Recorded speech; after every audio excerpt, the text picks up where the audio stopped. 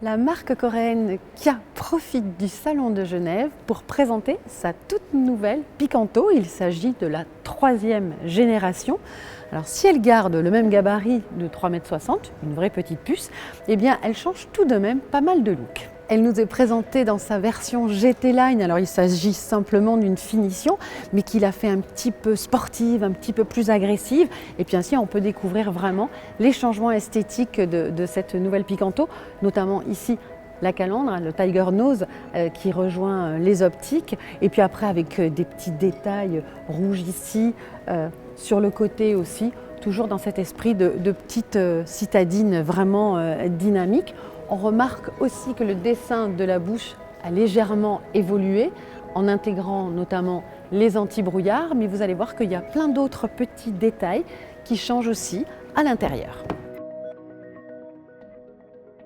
À bord de cette nouvelle Picanto, on constate beaucoup de changements, notamment la planche de bord qui a été totalement redessinée et qui dispose, enfin selon les finitions, d'un écran tactile de 7 pouces déporté. Ensuite, il y a aussi pas mal d'accessoires dont on pourra disposer en option ou de série, comme par exemple ici un chargeur à induction. On aura aussi le reflet de son smartphone dans l'écran avec l'Apple CarPlay et l'Android Auto. Pas mal d'autres petits détails très agréables comme les sièges chauffants ou le volant chauffant.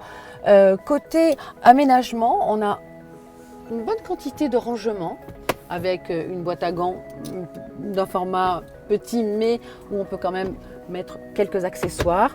Ici, pour pouvoir ranger des gobelets ou des boissons, il en est de même dans les portes. Côté personnalisation, on pourra retrouver des univers différents. On aura au choix du marron, du bleu, ici du rouge, avec des propositions biton, du simili-cuir.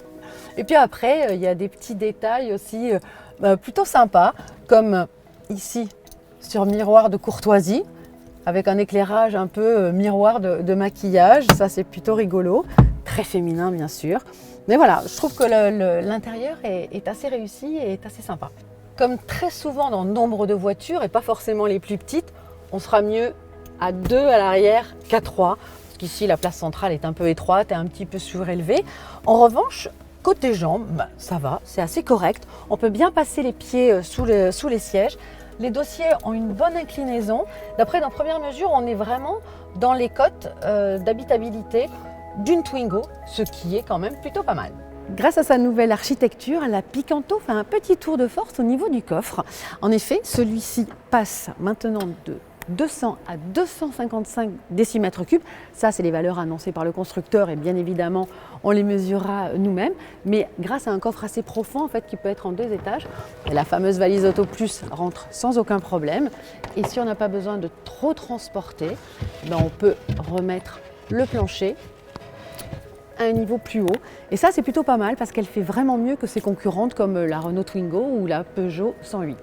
Dernier petit détail concernant cette 3e génération de Picanto, eh bien les motorisations. Donc elle conserve son bloc 1 litre de 67 chevaux et le 1 litre 2 aussi de 84 chevaux. Mais un nouveau bloc essence turbo débarque avec 100 chevaux.